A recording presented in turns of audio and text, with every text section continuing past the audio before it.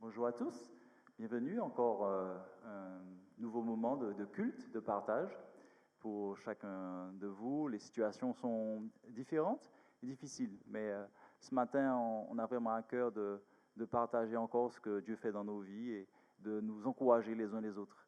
Alors, avec ce chant majestueux, notre Dieu y règne malgré les circonstances parfois défavorables et essayons de garder les yeux fixés sur lui et ce chant va nous encourager.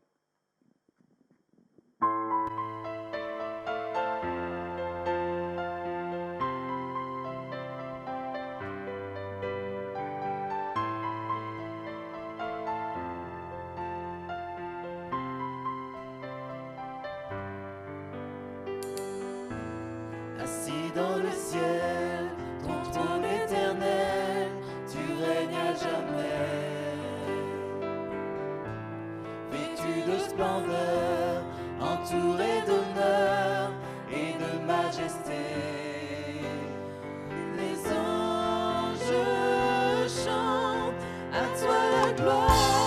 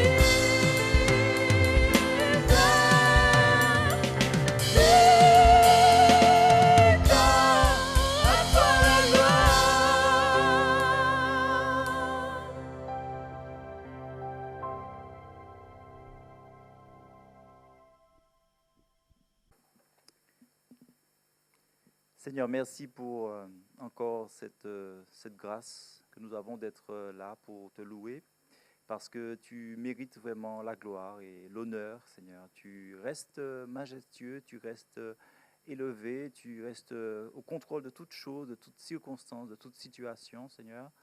Et tu donnes aussi aux hommes l'intelligence pour faire des choses, pour mettre en place des choses, pour réaliser des choses aussi, Seigneur.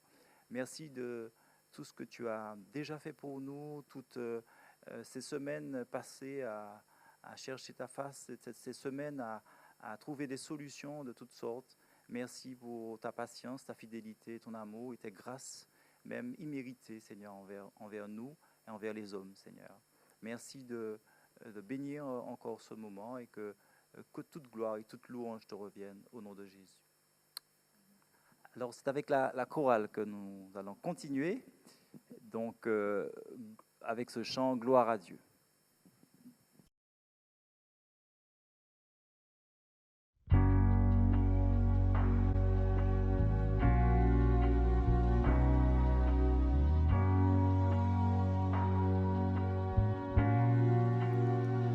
Quand je songe à l'infâme croix où Jésus fut meurtri pour moi, je vois ses mains, ses pieds percés, mon sauveur au bois attaché.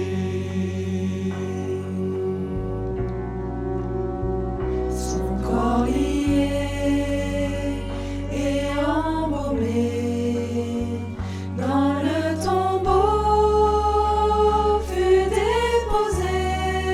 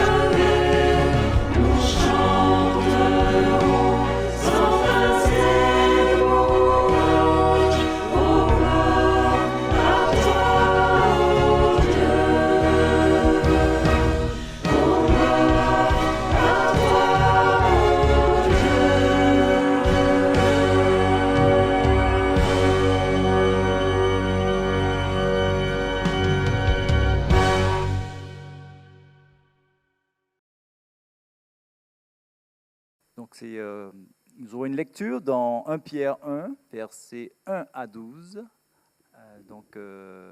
C'est Katia qui va nous conduire. Pierre, apôtre de Jésus-Christ, à ceux qui sont étrangers et dispersés dans le Pont, la Galicie, la Cappadoce, l'Asie et la Bithynie, et qui sont élus selon la prescience de Dieu le Père par la sanctification de l'Esprit, afin qu'ils participent à l'aspersion du sang de Jésus-Christ, que la grâce et la paix vous soient multipliées. Béni soit notre Dieu, le Père de notre Seigneur Jésus-Christ, qui, selon sa grande miséricorde, nous a régénérés pour une espérance vivante par la résurrection de Jésus-Christ d'entre les morts, pour un héritage qui ne peut ni se corrompre, ni se souiller, ni se flétrir. Il vous est réservé dans les cieux, à vous qui, par la puissance de Dieu, êtes gardés par la foi pour le salut prêt à être révélé dans les derniers temps. C'est là ce qui a fait votre joie, quoique maintenant, puisqu'il le faut, vous soyez attristés pour un peu de temps pour diverses épreuves, afin que l'épreuve de votre foi, plus précieuse que l'or périssable, qui cependant est éprouvé par le feu, ait pour résultat la louange, la gloire et l'honneur lorsque Jésus-Christ apparaîtra. Vous l'aimez sans l'avoir vu, vous croyez en lui sans le voir encore, vous réjouissant d'une joie merveilleuse et glorieuse, parce que vous obtiendrez le salut de vos âmes pour prix de votre foi. Les prophètes, qui ont prophétisé touchant la grâce qui vous était réservée, ont fait de ce salut l'objet de leurs recherches et de leurs investigations. Ils voulaient sonder l'époque et les circonstances marquées par l'Esprit de Christ qui était en eux et qui attestaient d'avance les souffrances de Christ et la gloire dont elles seraient suivies. Il leur fut révélé que ce n'était pas pour eux-mêmes, mais pour vous, qu'ils étaient les dispensateurs de ces choses que vous ont annoncées maintenant ceux qui vous ont prêché l'Évangile par le Saint-Esprit envoyé du ciel et dans lesquels les anges désirent plonger leur regard. Merci. Amen. Il attend nos fardeaux. Il attend que nous lui portions. Il est prêt à nous soulager, à nous consoler. Il n'abandonne pas ses enfants, il n'abandonne pas son héritage. Alors chantons ensemble tes fardeaux.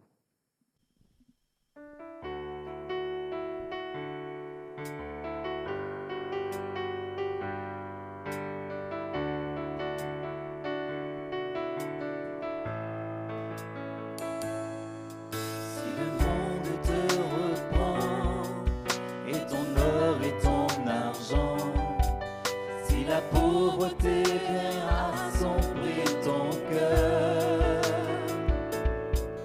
Souviens-toi que Dieu là-haut prend soin des petits oiseaux.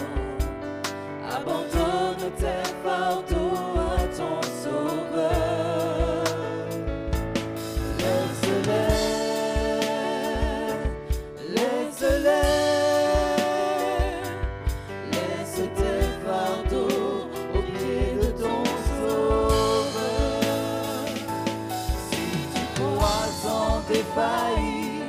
Il saura te secourir. Abandonne tes fardeaux à ton sauveur.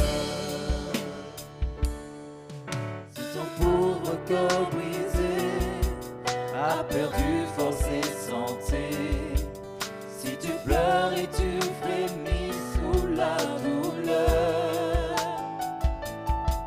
Jésus sait, il veut bénir. Jésus sauve, il veut guérir.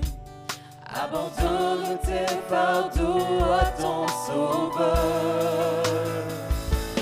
Laisse-les, laisse-les. Laisse tes fardeaux au pied de ton sauveur. Si tu crois sans défaillir, il saura te secourir. Abandonne tes fardeaux à ton sauveur.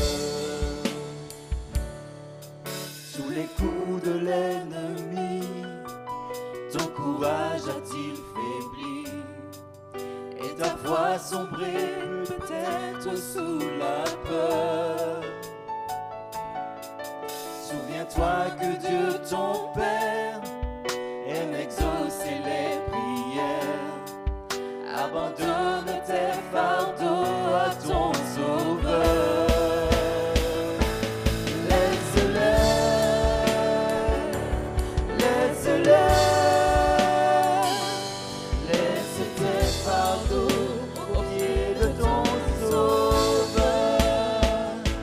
Si tu crois sans défaillir, il saura te secourir. Abandonne tes fardeaux à ton Sauveur.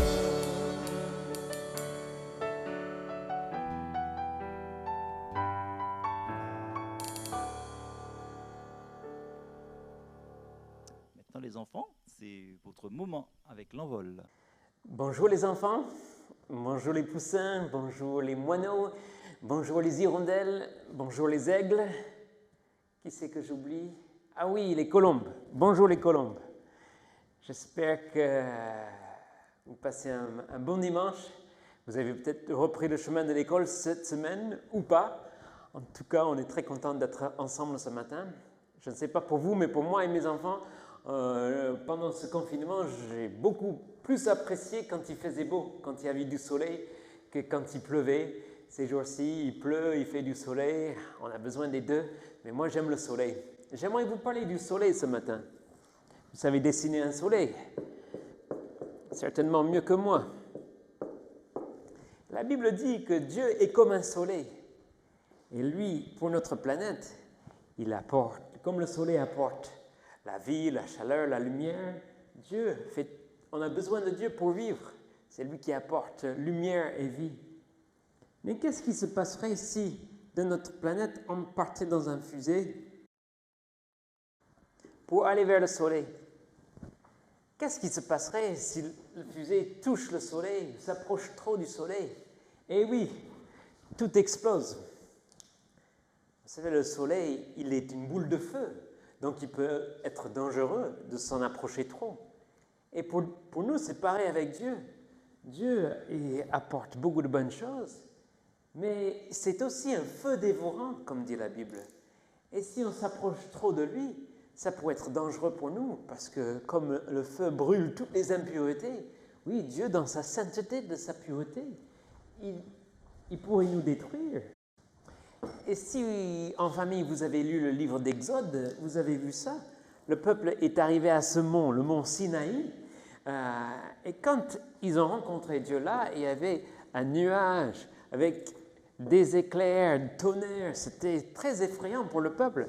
Et Dieu a dit au peuple de ne pas s'approcher trop de la montagne. Il n'y avait que Moïse qui pouvait, lui, monter sur la montagne. Et tout le peuple devait rester en bas.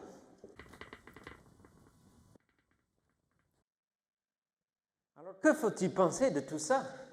À la fois, on a besoin de Dieu, de sa parole, de sa loi, de sa présence pour vivre.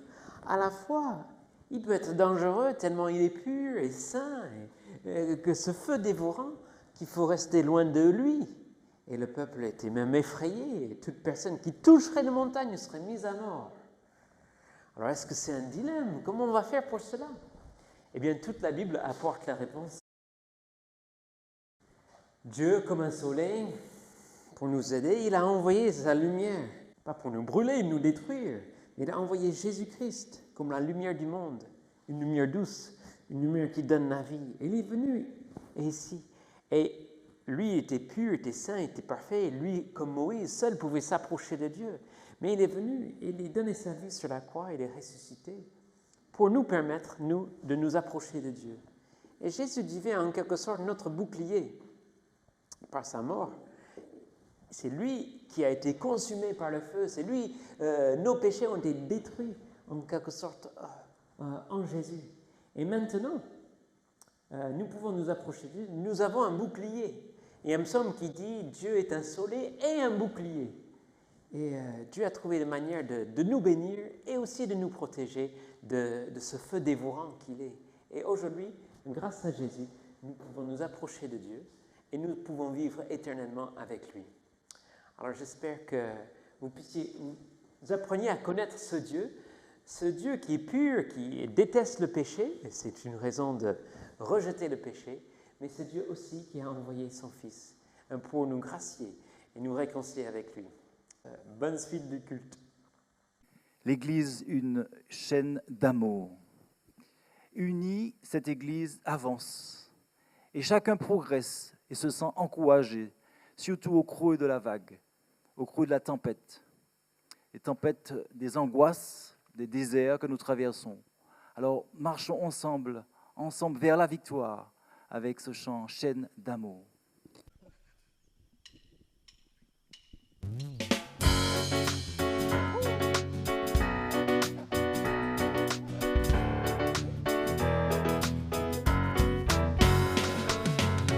Nous sommes unis dans la famille, car Dieu nous lie à toujours par chaîne d'amour.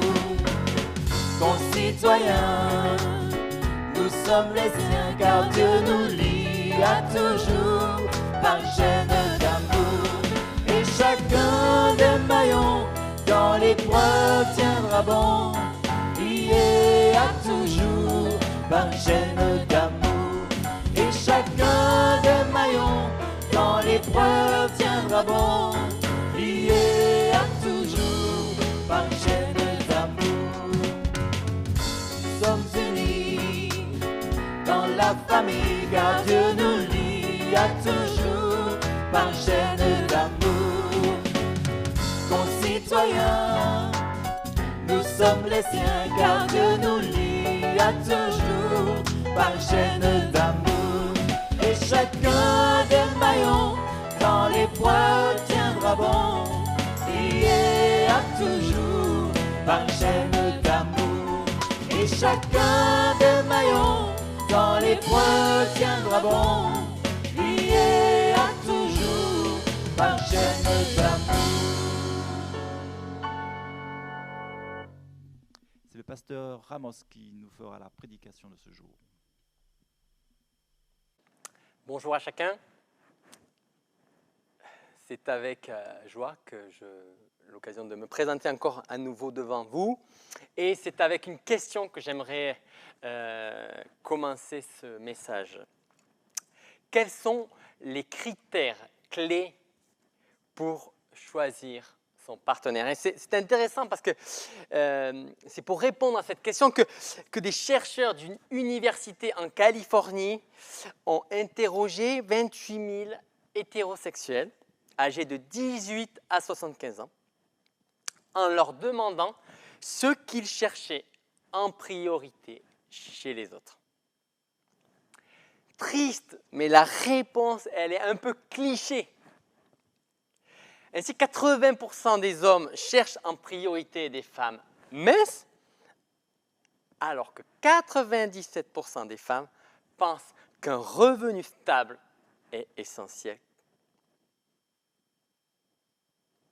Ça ne va pas arranger le cliché des hommes obsédés par le physique et des femmes qui ne cherchent qu'un sugar daddy. Mais est-ce que ces critères nous permettent de connaître notre partenaire? Nous le savons très bien que chaque matin, ce n'est pas avec notre porte-monnaie ou avec le physique de notre épouse que nous nous réveillons, mais c'est avec son caractère. Connaissons-nous le caractère de Dieu et ce que cela implique? Une nouvelle fois, Dieu se révèle non plus seulement au prophète Ésaïe, mais cette fois-ci au peuple tout entier. Et je vous avertis, ça déménage. Je vous invite à lire avec moi Ésaïe 33. Malheur à toi, dévastateur, qui n'a pas été dévasté. Malheur à toi, le traître qui n'a jamais été trahi. Quand tu auras fini de dévaster, tu seras dévasté. Quand tu auras achevé de trahir, tu seras aussi trahi. Éternel, fais-nous grâce, car nous comptons sur toi. Chaque matin, sois notre force. Délivre-nous au temps de la détresse. au bruit d'un grand tumulte, les peuples fuient. Quand tu te lèves, les gens des nations se dispersent.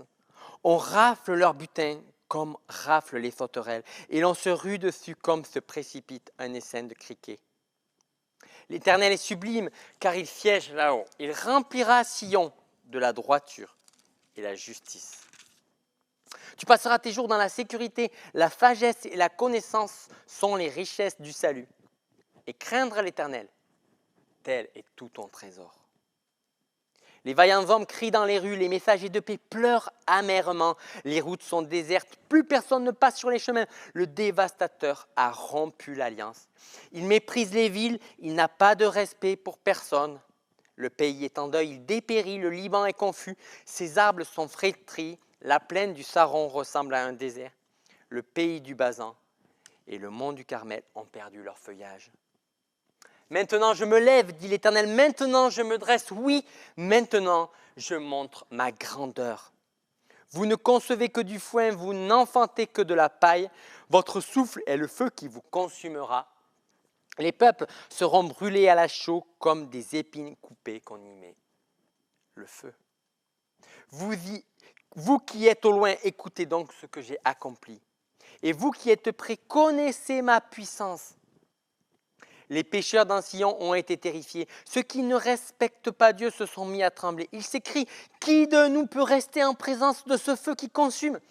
Qui pourra séjourner auprès des brasiers éternels? Celui qui se conduit selon ce qui est juste et qui parle toujours selon ce qui est droit, qui rejette les gains acquis par extorsion, qui n'accepte jamais de pot de vin, qui ferme ses oreilles aux propos criminels, qui se bouche les yeux pour ne pas voir le mal. Cet homme habitera dans des lieux élevés, des rochers fortifiés lui serviront d'abri. Son pain lui sera assuré et l'eau ne lui manquera pas. Tes yeux contempleront le roi dans sa beauté et ils verront toute l'étendue du pays. Tu te souviendras de tes craintes et tu demanderas où donc est l'inspecteur, celui qui percevait les taxes, où est le contrôleur des tours?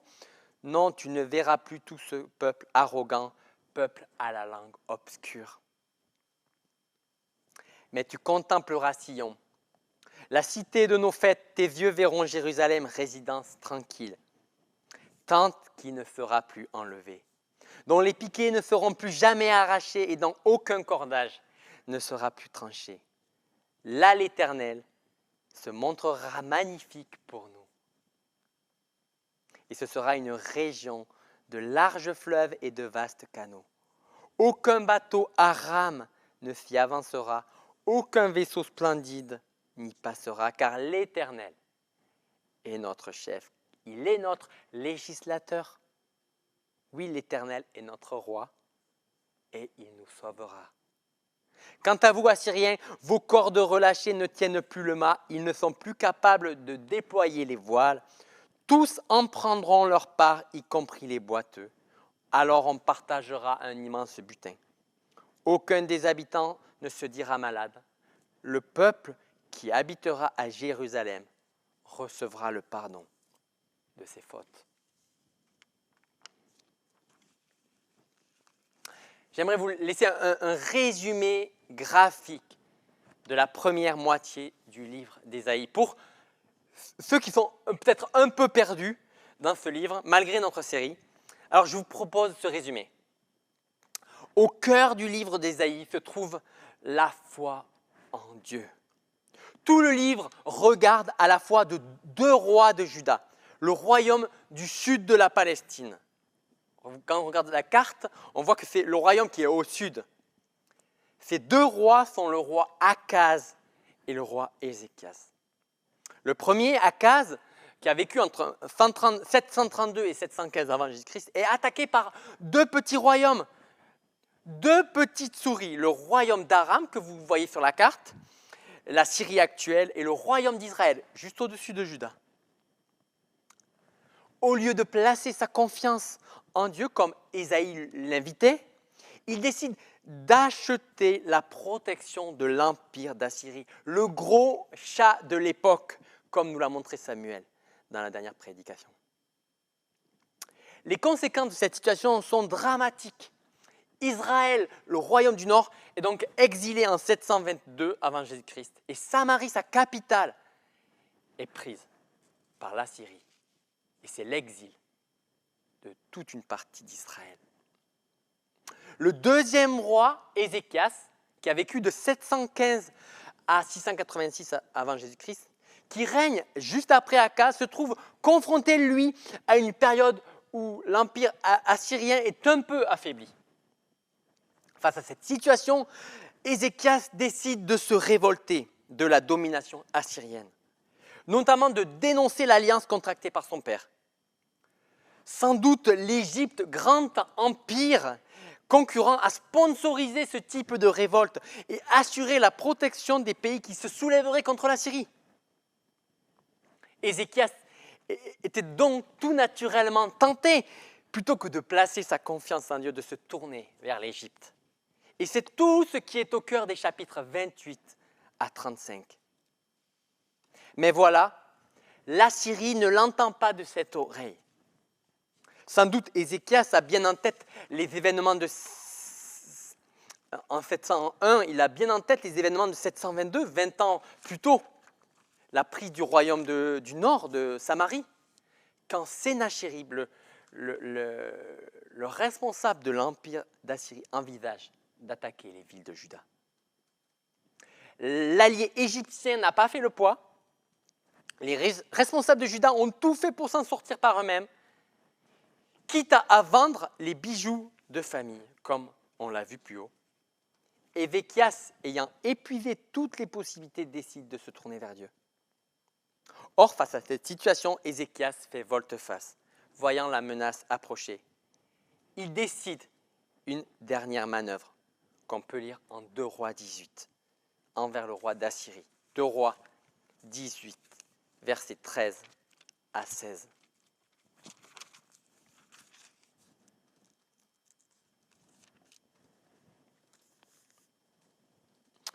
La 14e année du règne d'Ézéchias, Sénachérib, roi d'Assyrie, vint attaquer toutes les villes fortifiées de Juda et s'en empara. Alors, Ézéchias, roi de Juda, fit transmettre au roi d'Assyrie, à Lachish, le message suivant.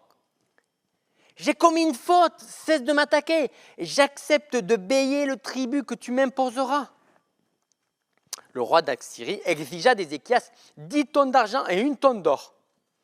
Ézéchias lui fit donc porter tout l'argent qui se trouvait dans le temple de l'Éternel, dans le trésor du palais royal. Il dut même arracher les plaques d'or dont il avait fait revêtir les portes et les linteaux du temple de l'Éternel pour les donner au roi d'Assyrie. Il a vendu les bijoux de famille, il a tout vendu, il a tout donné au roi d'Assyrie pour éviter que celui-ci vienne attaquer ces villes fortifiées. Mais malgré cela, on lit au verset 17, le roi d'Assyrie, juste après ce qu'on vient de lire, le roi d'Assyrie envoya de Lachish à Jérusalem vers le roi Ézéchias, son général en chef, son chef d'état-major et son aide de camp accompagnés d'une puissante armée.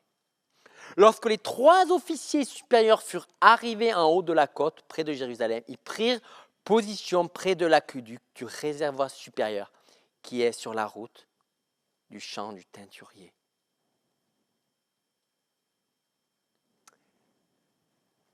Ils viennent pour attaquer la ville de Jérusalem. Ézéchias s'est fait rouler. C'est le contexte historique de notre chapitre. Que doit-il faire?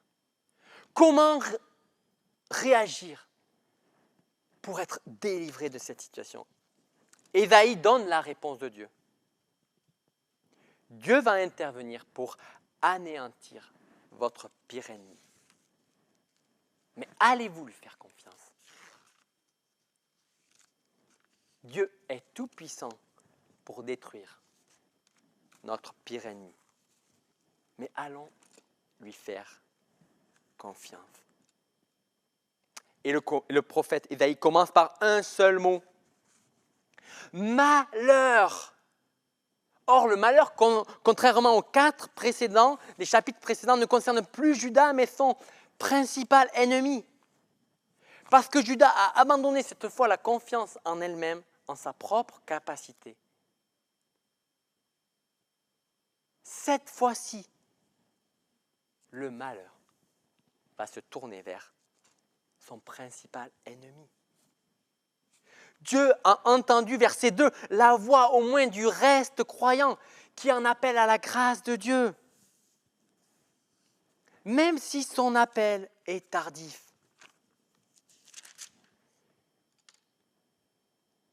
Éternel, fais-nous grâce, car nous comptons sur toi.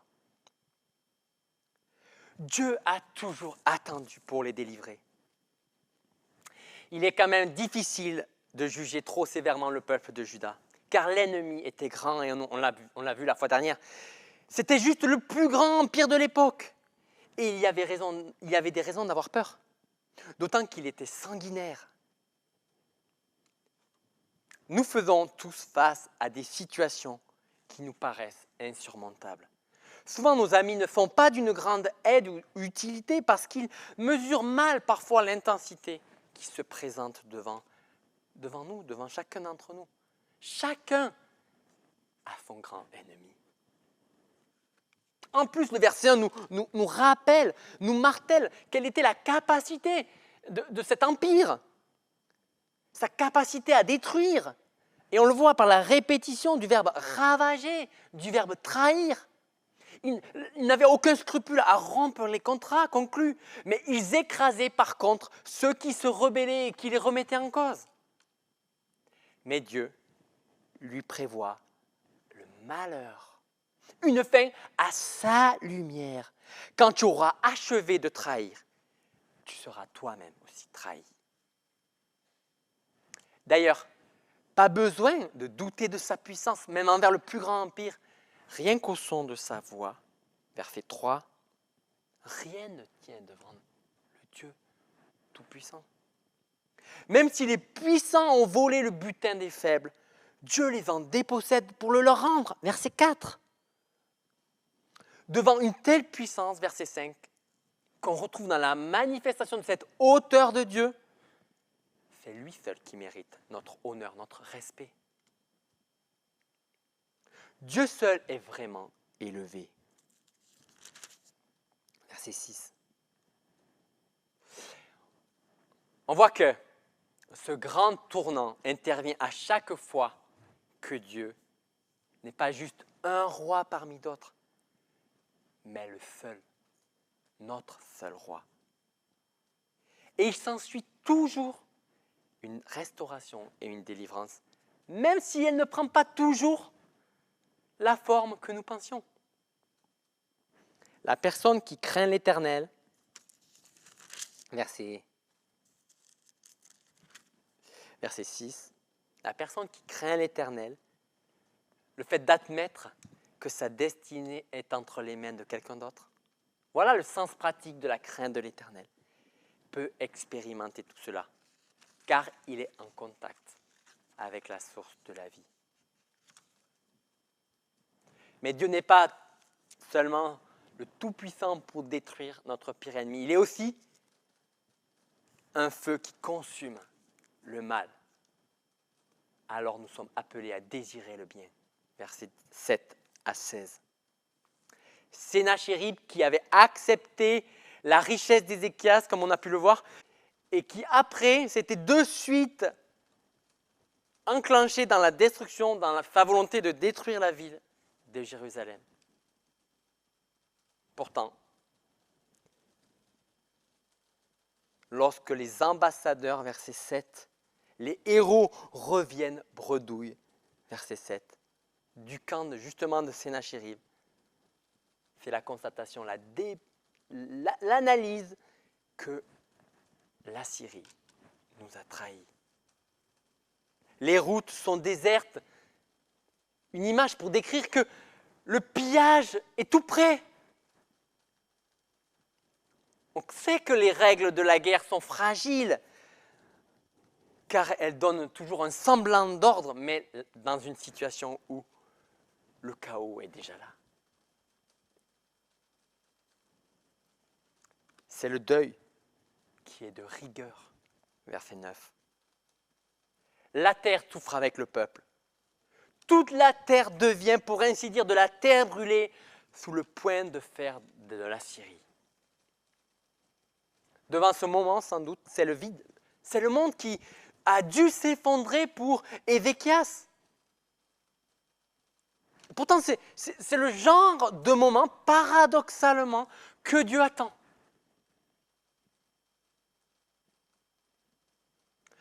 Ne croyons pas que ce jour, c'est seulement celui des Israélites. Beaucoup d'hommes et de femmes feront face à ce jour.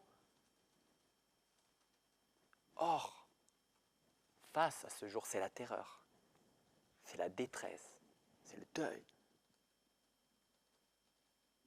Et face à cela, une constatation que tous les hommes font. La vie est dure. Et une question suit. Mérite-t-elle d'être continuée? Il n'y a plus souvent que deux choix. Le désespoir qui se tourne vers la mort comme pour enfin trouver du repos. Ou, au contraire, de lâcher totalement prise pour se tourner vers celui qui est autre, Dieu, pour expérimenter son secours. Si nous plaçons notre confiance en Dieu, nous pouvons être certains qu'il y aura toujours un maintenant divin. Et le verset 10 est extraordinaire. Il est même répété 3 fois. Maintenant, oui maintenant, oui maintenant.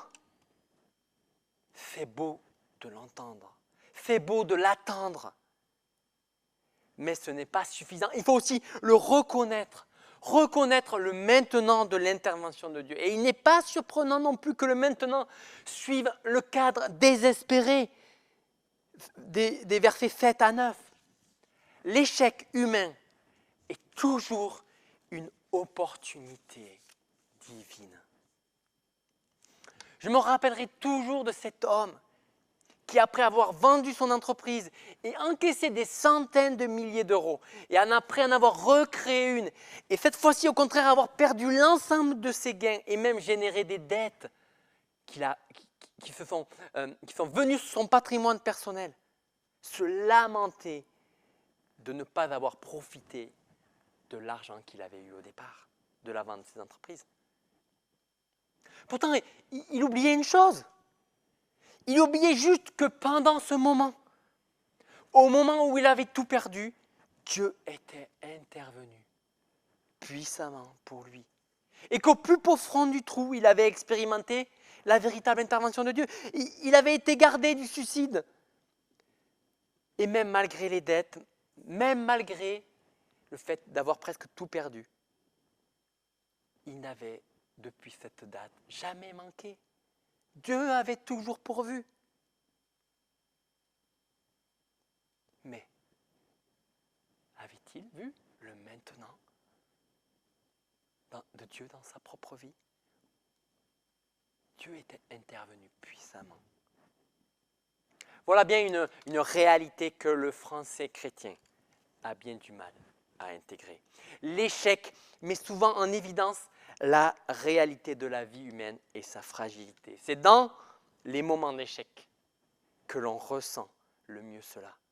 Et c'est pourtant ces moments que l'on veut toujours éviter. On veut éviter à nos enfants l'échec. Donc on est prêt à tout pour eux, leur mettre une pression monumentale à la réussite de leurs études. On est même prêt à leur préparer l'avenir avec des donations de biens immobiliers que l'on aurait acquis pour leur éviter le manque. Et pour leur éviter une situation critique, mais est-ce réellement ce que nous léguons de meilleur?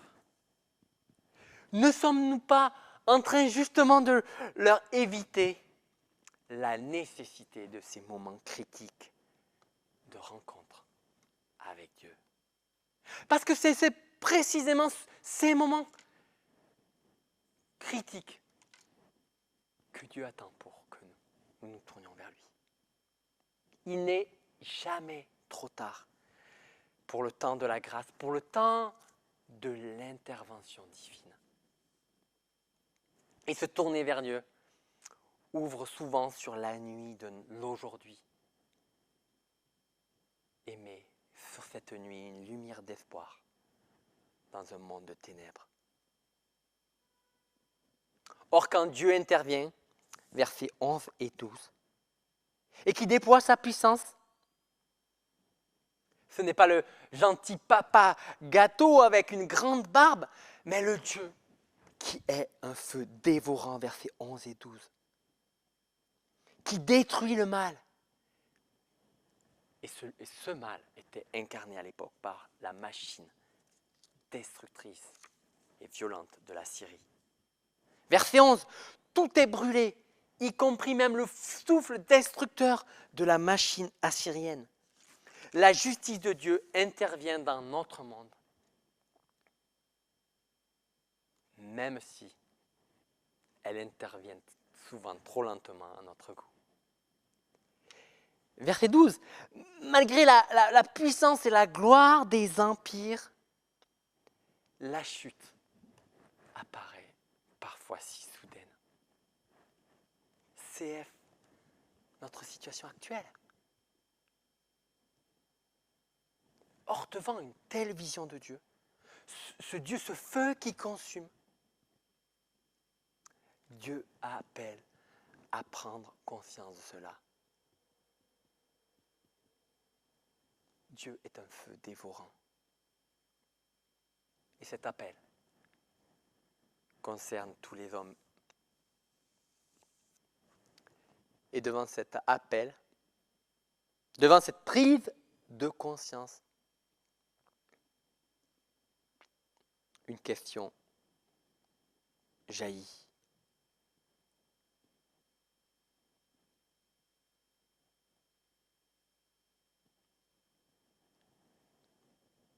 Qui pourra,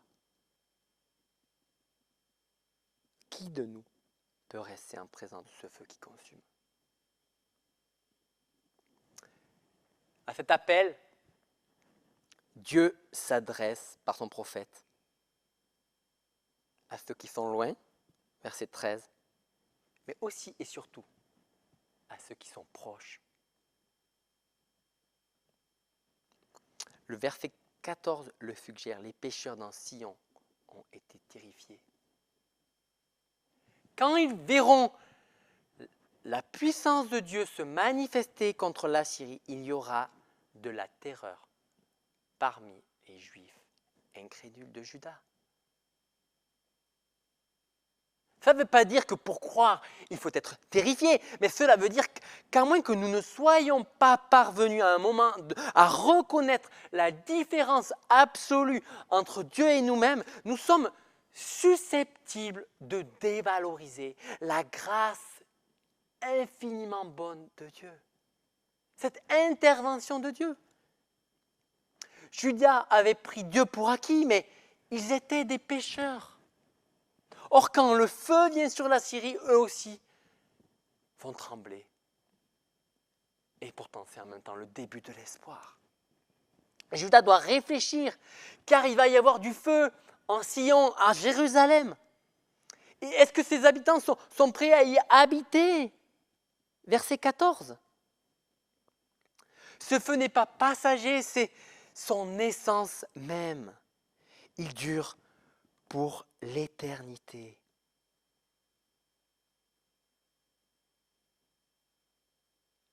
Verset 14. Pas d'espoir que la flamme s'éteigne un jour. Face à cela, la question du verset 14 résonne et devrait résonner. Qui de nous pourra séjourner auprès d'un feu dévorant? Qui de nous pourra séjourner auprès d'un brasier éternel?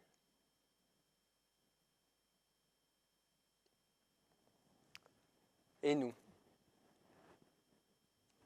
Est-ce qu'une certaine familiarité avec Dieu et avec Jésus a engendré une certaine complaisance avec le mal, comme vivait Judas?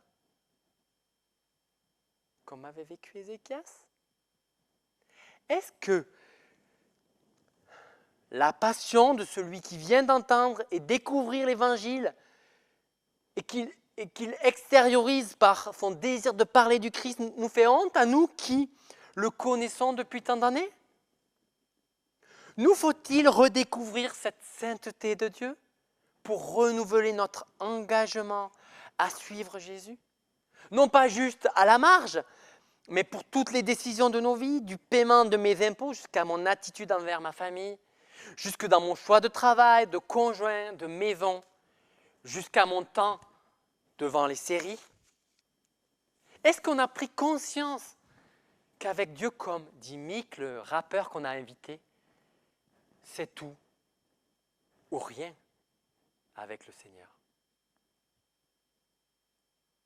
Quand Dieu manifeste sa gloire, le souci de faire le bien apparaît alors, soudainement.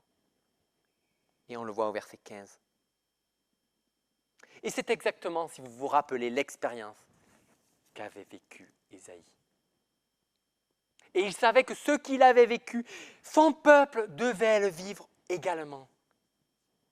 Cette terreur devant le Dieu saint de Juda devrait, le peuple de Juda devrait y passer, devrait la découvrir, car la puissance de Dieu et son caractère sont inséparables. Ceux qui n'ont pas une profonde préoccupation de faire le bien n'ont souvent qu'une faible vision de Dieu. Quel genre de changement un être humain doit-il subir pour vivre avec Dieu? Ce n'est pas un changement d'essence, pas devenir comme Dieu, mais bien un changement de caractère qui est décrit dans les versets 15 et 16. C'est la découverte qu'ont faite les Hébreux au Sinaï et qu'Ésaïe a également reconnu dans son Sinaï personnel. Si nous voulons habiter avec Dieu comme ses invités, nous devons partager son caractère. Le verset 15 nous le décrit à merveille. C'est la manifestation dans la vie et dans les paroles de ce qui est juste et droit. Pas de petites entourloupes d'arrangements douteux, d'hypocrisie. Dieu déteste la religion qui suggère qu'elle puisse être limitée à un jour dans la semaine. Non, nous devons partager le caractère de Dieu, son souci pour la justice et pour l'amour du prochain, chaque jour de nos vies. Peut-on mériter cette union avec Dieu en menant une vie juste? Non, car ça serait confondre le produit avec la méthode. Une confusion que toutes les religions tomberont. Mais celui qui fait du caractère de Dieu le but de sa vie, verset 16, habite en Dieu. Ça, c'est énorme. Les circonstances n'ont plus d'emprise sur lui, maintenant que Dieu a intégré sa personnalité. De sorte que la sérénité est possible, même dans des circonstances difficiles. Cette personne a comme une source d'approvisionnement pour chaque besoin, y compris les besoins primaires, dont le pain et l'eau font partie, verset 16. Dieu est donc celui qui détruit nos ennemis. Dieu est aussi celui qui est un feu dévorant. Mais il est aussi, et c'est mon dernier point, il est aussi un surabri. Dieu est le seul surabri. Alors reposons-nous sur lui. En face de notre impuissance, c'était le cas d'Ézéchias avant, de cette impuissance à se sauver par lui-même. Lorsque par contre nous nous tournons vers Dieu, nous découvrons que Dieu est le seul véritable surabri et nous pouvons nous reposer sur lui. Prendre conscience de notre incapacité à tout gérer, c'est prendre conscience que nous ne sommes pas Dieu.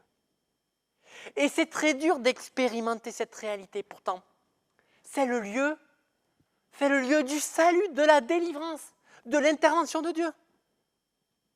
Et c'est à ce moment-là que l'on peut voir ce roi dans sa beauté, verset 17. Et là, on voit bien que ça dépasse tous les rois de ce monde. À ce moment-là, versets 18 et 19, le peuple de Dieu regarde et médite les difficultés passées avec sérénité. Verset 20 et verset 20 jusqu'à verset 22. Au lieu de voir les rois assyriens, les Judéens verront Jérusalem en sécurité et protégée en raison de leur relation avec le vrai roi. Jérusalem sera alors la ville de nos rendez-vous, la cité de nos fêtes. Et ça, ce n'est pas important que la ville de Jérusalem soit une ville royale ou un temple. Non, ce qui compte, c'est qu'elle soit le lieu où Dieu rencontre les humains. Pendant l'errance du peuple en Exode, Dieu se déplaçait continuellement avec son peuple. Mais maintenant, Dieu ne bougerait plus. Nous expérimenterions son repos permanent, verset 20. Là, la tente ne sera plus démontée. Là, le voyageur sera réellement revenu à la maison. Dans cette vie, nous sommes tous dans une tente. La personne qui s'en rend compte est heureuse. Mais un jour, les tentes seront arrimées, accrochées pour toujours, verset 20. Et là où Dieu sera, nous serons en sécurité. Verset 22, cette confiance en Dieu, elle puise dans l'identité même de qui il est, dans son caractère divin. Parce que Dieu est juge, chef.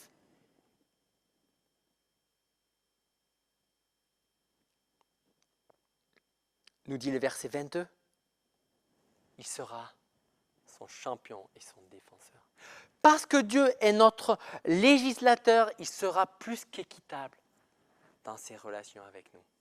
Parce qu'il est notre roi par alliance, il nous délivrera. L'un des points principaux des chapitres 7 à 35 était de savoir si le peuple hébreu permettrait à Dieu d'être son roi ou s'il nierait cette royauté en faisant confiance aux nations environnantes. Pouvons-nous faire confiance à Dieu pour nous sauver? Ici, le prophète répond à son peuple en disant « Oui, il est notre roi et lui seul nous sauvera. » Ces promesses pour l'avenir ne découlent pas d'un déni des graves conditions actuelles, verset 23. Ne vous me prenez pas, dit-il. Notre avenir glorieux, notre triomphe sur nos ennemis ne provient pas de ce que nous sommes sur un navire puissant, comme je l'ai déjà mentionné tout à l'heure, verset 21. Nous sommes une carcasse qui dérive. Notre espoir est dans un roi qui guérit la maladie et pardonne les péchés, verset 24. Et on voit que la délivrance n'est pas que matérielle. L'accent final mis sur le pardon du péché, du mal, qui est non seulement commis devant les autres, mais surtout commis devant Dieu, revêt une importance considérable. Le besoin de Judas, plus profond qu'un besoin d'être libéré de l'oppression, en fin de compte, dit Ésaïe. Au cœur de notre problème, au cœur du problème de l'humanité, c'est une relation brisée avec Dieu à cause du péché, de la faute commise devant lui.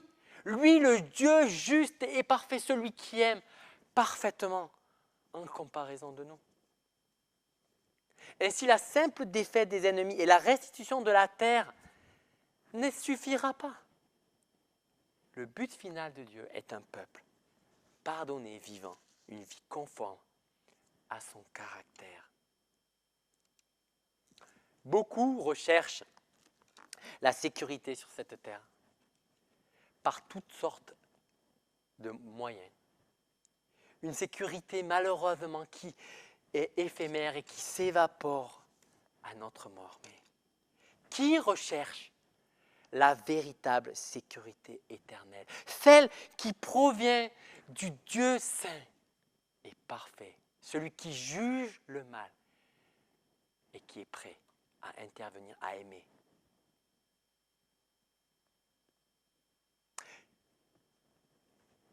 C'est cette sécurité qui devrait mériter notre soupir le plus profond. Peut-être qu'au milieu de nos grandes détresses aujourd'hui, le Seigneur veut vous accorder le maintenant de sa délivrance. C'est à vous que revient de crier vers lui pour obtenir son pardon, pour obtenir sa grâce, ça veut dire son intervention, sa justice, pour vivre à sa ressemblance. C'est à vous que revient cette responsabilité. Votre sécurité éternelle en dépend. Dieu attend, comme on l'a vu la fois dernière, que nous nous tournions vers lui. Je vous invite à prier. Tu vois, Père éternel, notre attitude si souvent tournée vers nous, notre incapacité à te faire confiance malgré nos détresses. Nous cherchons des plans sur lesquels nos vies peuvent s'appuyer, sur lesquels nous pouvons nous reposer et nous voyons en même temps que ces plans sont fragiles et qui s'effritent si rapidement. Nous oublions si souvent qui tu es. Tu es celui qui délivre. Tu es celui qui est saint et parfait. Et tu es celui qui veut nous donner ce sûr abri. Permets-nous d'en saisir la substance, de le méditer quotidiennement, pour que nous puissions vivre avec confiance, pour que nous puissions être habités par le bien et pour que nous puissions nous reposer véritablement sur toi. Je te prie que tu aides mes frères et sœurs à vivre cette réalité. Que tu aides les personnes qui ne te connaissent pas à faire ce pas de placer leur sécurité en toi. Au nom de Christ. Amen. Notre Dieu est un Dieu saint et il nous dit, il nous rappelle, soyez saints comme votre Père Céleste est saint. Alors que chacun de nous, comme avec cette prière, nous puissions lui dire nos désirs, notre désir de l'honorer, de lui être agréable. Feu du fondeur.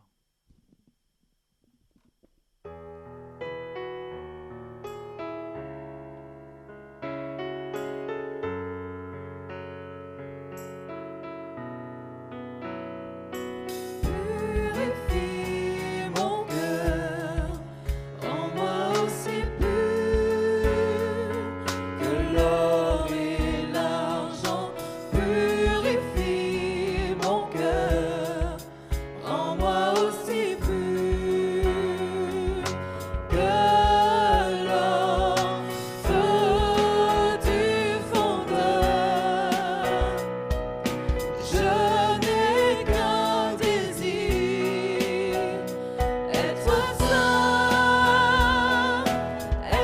saint, mis à part pour toi, Seigneur.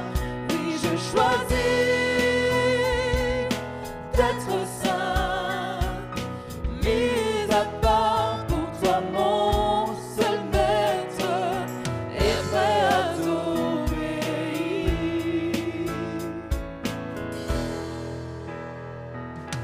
Purifie mon cœur, rends-moi aussi pur que l'or et l'argent. Purifie mon cœur, rends-moi aussi pur que l'or. Feu du fondeur, je n'ai qu'un désir, être saint, mis à part pour toi, Seigneur. Oui, je choisis d'être saint, mis